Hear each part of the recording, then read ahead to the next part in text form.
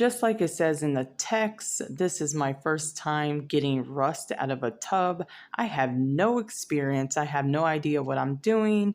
What I did was watch a couple videos. I also did some research online, and I had to make sure that I got something that was budget friendly because, yeah, not everyone has money to just go and hire someone. So here I'm actually taking out the rust. This was actually really hard with the handheld sander. I guess that's what it's called. Not really sure. Now I could have bought a sander, but again, this is budget friendly because hello, don't got money to just go and spend like that. So this was actually really, really, really, really tough. I was tired after this. I was like, whoo, that was a workout. But basically, I'm getting all the rust out of the tub at this point, all the rust spots, and they were getting really bad.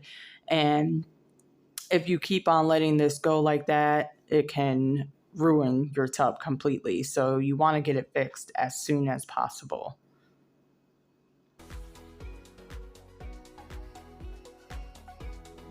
So as you can see, I am vacuuming the tub because when you're doing this, it's releasing, I guess, metals and all that type of crap that you don't want to breathe in and you don't want to leave hanging around. So I made sure to vacuum it up as good as I could get it.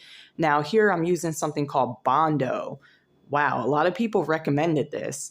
And this stuff works really great. Actually, as you can see here, I'm doing it for the first time. I had no idea how much of that blue stuff to put, but I just went with the flow. I don't know. I just was like, whatever, I'm just going to go with it. But this first batch I did actually got hard so quick that I actually had to dump some of it, like trash it, because it hardened so fast and I was not expecting that. And this stuff is expensive. It's not really cheap, so I felt like an idiot and I was like, okay, let's not do that again, because if I remember correctly, I believe that the Bondo you're looking at Home Depot was around $16. So yeah, here I'm mixing the Bondo with this blue cream stuff, and I guess that's what activates it to get hard, and I'm covering up all those rust spots. Now I'm going to be honest, it says from what I researched, it's like you're supposed to put down the Bondo, sand it, then put it down again and sand it. I only did it double on the really rough spots. There was all these spots you see that are just little specks. I didn't do a double up on those. I know I probably should have, but again, on a budget, I just didn't want to waste the Bondo like that when I could use it for other things. Actually, I had plans to use it for my Jeep because there's like some scratches on my bumper, so I want to sand those out and fill it in with the Bondo. So I'm just trying to make the Bondo stretch, that's all, especially for the price that it was. You want to make it stretch.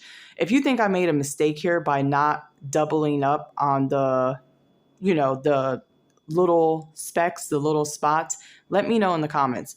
But this big area, near the drain, yeah, I went double up on that. As you can see the difference right here. That's why I did a close up so you can see the difference. But yeah, let me know if you think that was a mistake.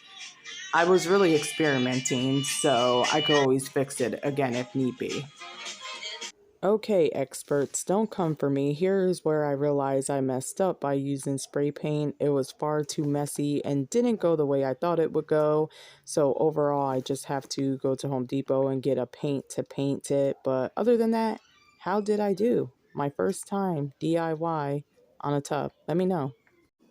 Another thing I have to do on the tub is recaulk it as well. So some of y'all may have seen that it needs new caulk. So don't come for me. I know. But this is also what I use for this DIY project. Yeah, have an awesome day. I also wanted to mention that this is not my regular content here on YouTube. I actually eat. I like to do mukbangs, eating shows, food reviews, and more. So if you're interested in that type of content, I suggest subscribing. But if not, then you don't have to, because I understand that maybe you came here seeing a DIY video and that's your interest and not me eating food. So if you don't subscribe, understandable.